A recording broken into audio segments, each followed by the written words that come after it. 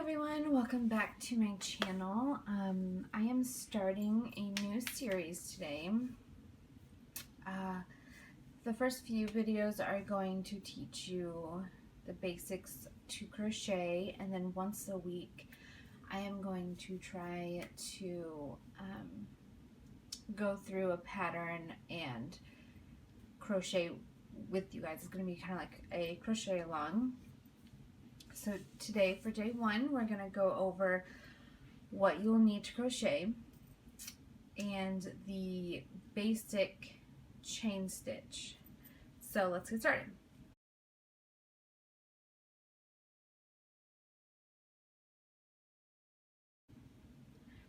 Alright, first, the only thing that you are absolutely required to have to crochet is yarn, obviously. And actually, that's not even 100% true. Some people crochet with plastic bags, t-shirts, they'll cut into strips. I'm actually working on that as well. There's so many different ways to make different things to crochet, but most people use yarn. There's a lot of different types of yarn. The one I use the most, not brand, but the type of yarn I use the most is worsted weight yarn, and I just grabbed a couple out of my stash to show you. This one is Karen Simply Soft. Yeah, it's a medium or worsted weight yarn, which means it's not too thick and not very thin. But the thing is, this is classified as a worsted weight as well, even though, I don't know if you'll be able to tell on camera, one of them is larger. The blue is like just larger, but it's still worsted weight. They're both 4-ply, and that's just the way some brands are. So there's worsted weight, there is chunky or bulky, it's also called. You can tell this one is plenty thicker, very soft and warm. I love working with that too. And I also have, they have baby weight yarn. To be 100% honest, I'm not even sure the difference. This was actually given to me, so I haven't even used it yet. Just looking, it's a size 3 yarn, and I'll explain the tags in just a minute. It's a size 3 yarn, worsted weight is a size 4. So, and this is a lighter yarn, but there are people out there who refuse to make anything for a baby unless it's with baby weight yarn. So, I don't think it really matters, to be honest, but you know. Anyways, and there's specialty yarns. Those, I mean, there are so many different types. This one, my gosh, it's dark in here, is kind of like a lacy, it's called Red Heart Boutique Sachet. You make lots of stuff with it, like this ruffle scarf. I've made a few of those. Then there's this kind. I don't even know, some of these are crazy, but this, I'll have to insert a photo. I don't know if you can see the like silver line in there. That is reflective. Red Heart reflective. So when light gets shown on it, it literally reflects. And lastly, and you know, this isn't all the yarn, this is just all the yarn that I've worked with, there is thread. So, anyway, so there is yarn, and then you're also going to want a hook. Well, most people want a hook. What is going on with my camera? Alright, most people are going to want a hook. There is such thing as finger crochet, but it's not my thing, so hooks. They're so diverse. It's fascinating. They range from these teeny tiny, one, second. What is going on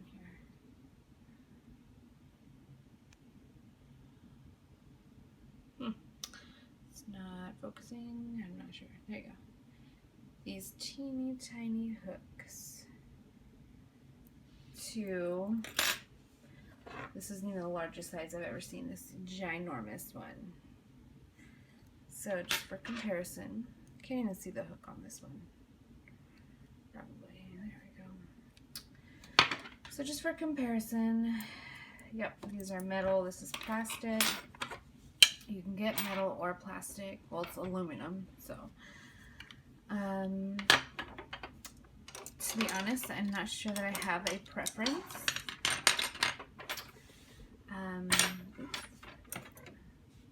So I will tell you my favorite are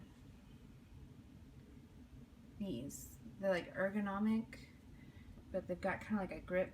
It's like kind of squishy, but it's still kind of hard. And these ones in particular are made by Clover. I will link those down below. These are my favorites to use. I also like these. I actually forgot who made these.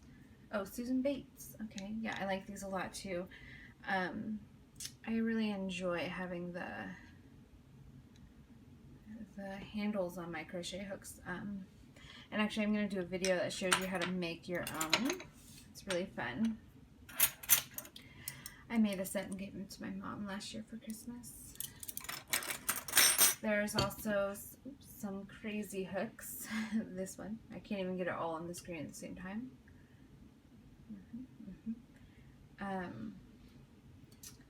This one, it's a size I, but this is for, I'm trying to think, I can't remember the name of this stitch. I'll have to look it up and edit this video or something. But it's basically like the closest you can get to knitting, but with a crochet hook and like stitch. These are really cool. Just through regular crochet hook until, whoa, you have a crochet hook with the light at the end. These are really awesome. I've used mine at night while my husband is sleeping. I used it in the car. You know, it's not too bright. I love it. You're also gonna want some scissors. These are actually so cool. They came from Walmart. They open up and then you just clip your yarn. Or you can use traditional scissors. I also, very often, am using a yarn needle, just weave in my ends. And then I've got stitch markers as well, in case I need to, you know, mark my stitch or my place or whatever. I store most of my hooks in this old gum box. Fits them perfectly. It is so loud, I apologize. I don't know, I just enjoy having them in here. The ones that don't fit, I keep in this ginormous glass. It was supposed to be a vase, but I took it over and called it a hook jar.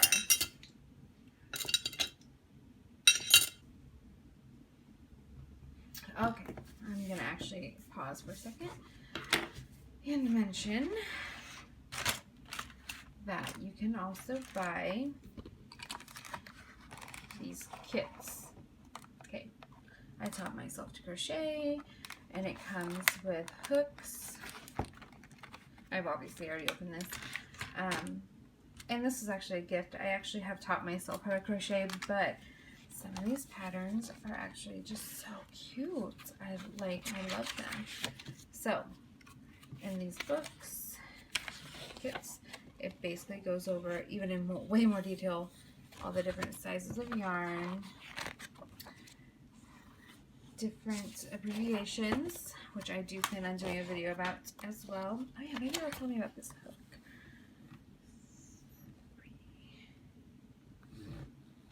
Ah, yes, an Afghan hook. I forgot to do the Afghan stitch. Well, you can do it on a regular one should you so desire. It's called an Afghan hook, though, that really long, crazy one I showed you. These kits come with hooks, yarn needles, a stitched counter, which is really cool. I'm not sure how to, that one's hard. And stitch markers, very exciting. And then it also comes with a tape measure. So, if you want to just pick up one of these kits in your yarn and like sit down with YouTube videos and stuff, that would be pretty awesome too. Alright, so another thing about the yarn is on all labels, it's got some important information on the back. For example, this tells you the size. Okay, so some patterns call for a certain size, and that may or may not really affect the pattern, but in case it does, it's on the label. A medium 4, it also says, usually on here, worsted weight, maybe not. Anyways, but if you're a knitter, it tells you the size that goes best with this yarn. So if you don't have a pattern, like I don't, but I'm getting ready to demonstrate how to do basic stitches, it's going to tell you what size tool you're going to need that goes best with this yarn. So knitting, it would be that, but crochet, it's going to be, well, for this yarn, a size H, 5mm. And one tip I do have is whenever you are told to use a certain hook, you should definitely check the millimeter and the letter. I would go with the millimeter before I would go with the letter, just because they don't always match up. Alright, my particular yarn calls for a size I, so you've got my I hook. Alright, so to get started, you need to do a slip knot. Okay, people do them different ways. This is how I do it. I take my yarn, fold it over and around my finger, okay? Fold the smaller piece, see there's the tail, fold that over, pull this off your finger, stick your thumb and your middle finger into this loop, grab the long working yarn and pull it through. Then you can put in your hook and pull it tight. I'll show it again. Just, I remember learning I needed to see things so many times. So, hold your hand, wrap your finger, hold that straight down, pull it up over, and then like that. So, and then you pull the long one to make it tighter. Alright, now, some people hold their yarn, I don't even know how to do it, like this, I'm not sure. Everyone's different, so I would definitely experiment and find out what works for you. How I hold it is, I put my finger, I wrap it around my index finger and use these 2, sometimes 3, to hold the running yarn, because it's all about tension. You're gonna find your best tension, but I do it like this. So, and then there is the knife hold or the pencil hold.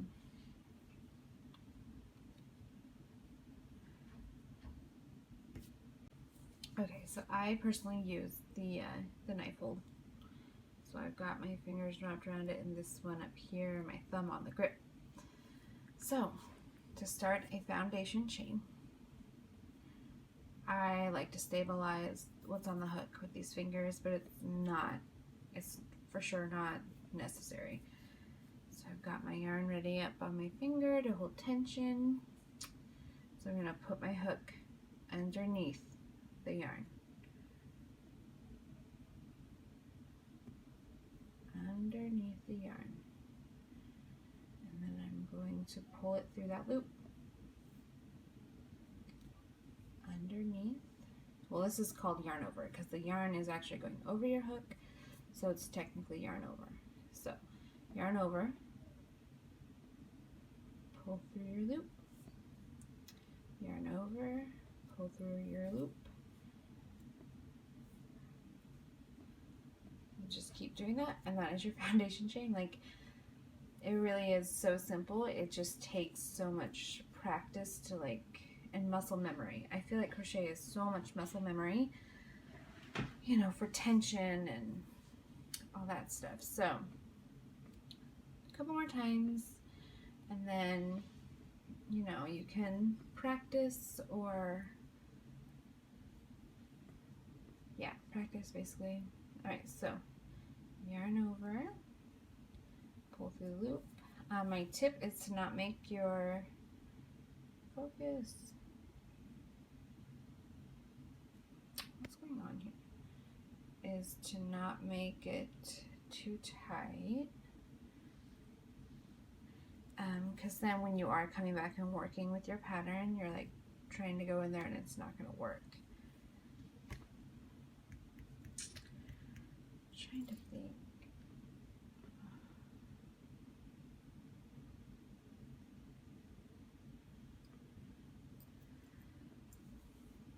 All right. Yarn over, pull through, yarn over and pull through, pull through. So just keep working on that, and then meet me back here for my next crochet along, learn to crochet. Okay, I'll see you guys later. Bye.